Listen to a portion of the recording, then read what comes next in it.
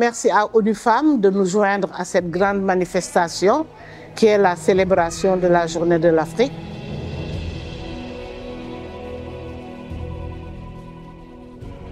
Elle est importante parce que nous appartenons à ce continent qui a plusieurs régions, mais également nous appartenons à des institutions qui sont l'Union africaine, la CEDEAO et d'autres dans d'autres régions d'Afrique. Donc, compte tenu de mes 30 ans d'expérience, ce que j'ai relevé comme défi par rapport à l'éducation, c'est des défis surtout liés à l'accès. Les écoles, surtout en milieu rural, ont beaucoup de difficultés et des défis à relever. Que ce soit le problème de l'accès par rapport au contenu de l'éducation, que ce soit au nombre d'inscriptions par rapport aux enfants qui ne peuvent pas s'inscrire parce qu'ils n'ont pas d'état civil, ou bien qui n'ont pas acte de naissance, ou bien quand ils ont fini leur cursus scolaire, ils ne peuvent pas aller faire des examens parce qu'ils n'ont pas d'état civil. Il y a aussi des défis liés aux infrastructures, liés à l'eau, à l'électricité, à l'alimentation, des défis liés aux problèmes de renforcement de capacité et de recyclage du personnel d'enseignants qui ne sont pas très souvent capacités. Il y a d'autres défis qu'on ne peut pas tous énumérer ici. Mais ces défis aussi peuvent nous ouvrir des portes, des opportunités, parce qu'aujourd'hui, avec le monde moderne, avec l'utilisation des TIC, du digital et du numérique, des portes s'ouvrent. Mais pour ce faire, il y a des préalables. Les préalables sont les énergies, que ce soit l'électricité, que ce soit les énergies renouvelables, que ce soit le solaire, mais également les outils que les enfants doivent utiliser.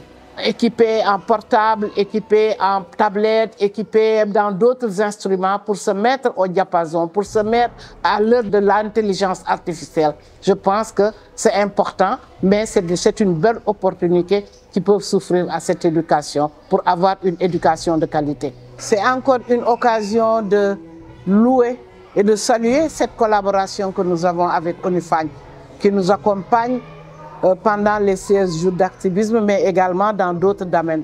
Mais ce qu'il faut souligner, c'est que depuis 2021, nous sommes avec ONU Femmes pour célébrer les 16 jours d'activisme.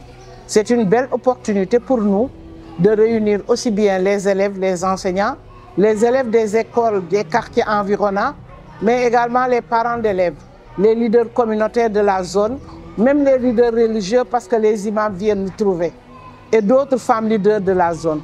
Donc c'est une bonne occasion pour donner aux enfants et aux enseignants de savoir, de maîtriser les violences basées sur le genre, de leur donner la parole parce qu'ils prennent la parole pour s'exprimer, mais également pour les sensibiliser et sensibiliser le public qui est composé de ces éléments que je viens de citer. C'est une occasion donc de sensibilisation, de prévention, mais également c'est une occasion de développer les capacités des enfants en leadership, pour qu'ils deviennent des activistes de demain, pour porter le flambeau sur les questions des violences, surtout concernant les violences en milieu scolaire, concernant les violences pour les femmes battues, concernant les violences pour les enfants de la rue.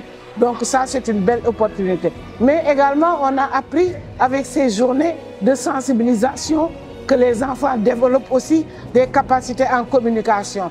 Ce qui me fait dire que c'est une occasion aussi de les préparer dans les métiers du futur.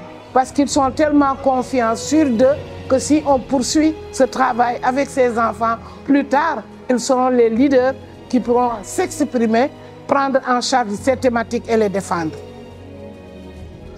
Mon plus grand rêve pour l'Afrique, c'est une Afrique où la moitié de la population constituée par les femmes et les filles soit instruite et éduquée.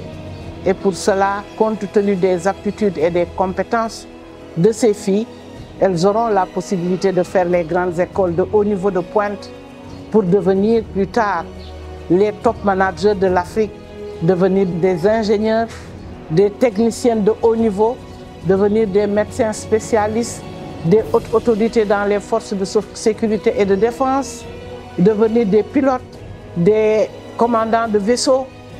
Et tout ça, c'est un rêve. Et je sais que ce rêve est nourri par les enfants, même par ces filles. Devenir des enseignantes, des philosophes, des écrivaines, mais également des activistes pour pouvoir porter nos combats, pour pouvoir porter le combat des femmes sur la promotion des femmes et l'avancement des femmes. C'est ça mon rêve d'Afrique. Et si j'ai un message à donner aux filles du futur, c'est pour leur dire de foncer et d'aller de l'avant. Et je leur dis, allez les filles, pour une Afrique plus juste, pour une Afrique plus égalitaire, pour une Afrique où vous aurez un rôle important et déterminant à jouer. C'est ça mon rêve pour les filles.